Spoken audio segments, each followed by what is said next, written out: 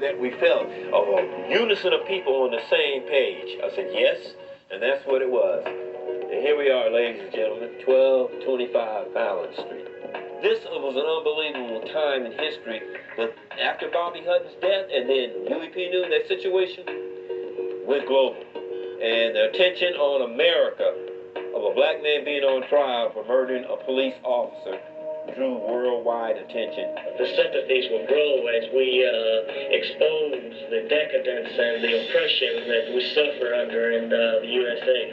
One thing that original members, alumni members, elders were sick of the image of the black leather jacket and the beret, and unfortunately, you had a lot of groups across the country calling themselves the new Black Panthers, the new this and that. There's no such thing.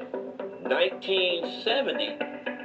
We came out of all the black leather jackets and all that. We were dressing like everyone else in the community as we embarked upon this. So that romanticism, that issue with the guns, was the FBI and the federal agencies took that and ran with it to create fear amongst people in the suburbs and even in our own community as gun-toting, dumb, crazy black criminals who aren't doing anything. Meanwhile, we're feeding their kids at a breakfast program.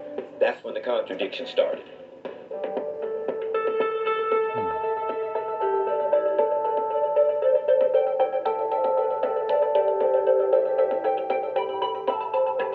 You should see people's faces when they learn the real truth about everything that we worked with, from the housing, for affordable housing, to the first senior housing in America, before paratransit, the SAFE program, the health clinics.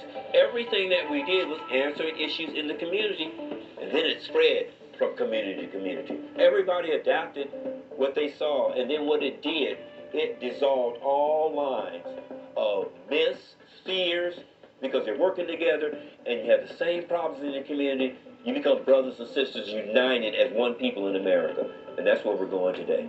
Well, the Legacy Keepers actually started June. We began to start doing work in it, and it was a really interesting story because it was during the time George Floyd was murdered. I got calls from black males and people in their 60s and 70s literally crying, literally said this is just too much. All of America is seeing this. We began holding public classes on Wednesdays, and then we had, out of that came this unbelievable group. But I can tell you the strides are amazing. And people within this network are unbelievable in their ability and talent. Medical people, politicians, progressive people who want to see change. So by us coming together on one accord, one concept, one idea, we can really make some real changes and teach the community how to sustain themselves. No more handouts, no more umbilical cords. That time is over. And this is what we were teaching when they did everything they could to stop us from doing that very thing.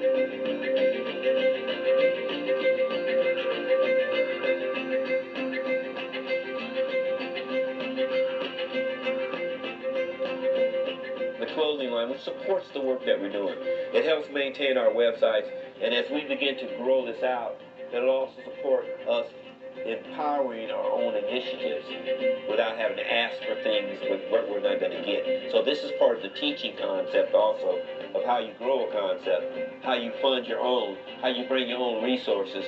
And this is an example we're teaching the people. So that's, the network is the continuation of the legacy and everything that we've done. We used to say, you see the forest and not just a tree in front of you. You really begin to understand what's going on, and then when you make the decision to move, it's in unison, and it is one that's going to create what we call real results for change.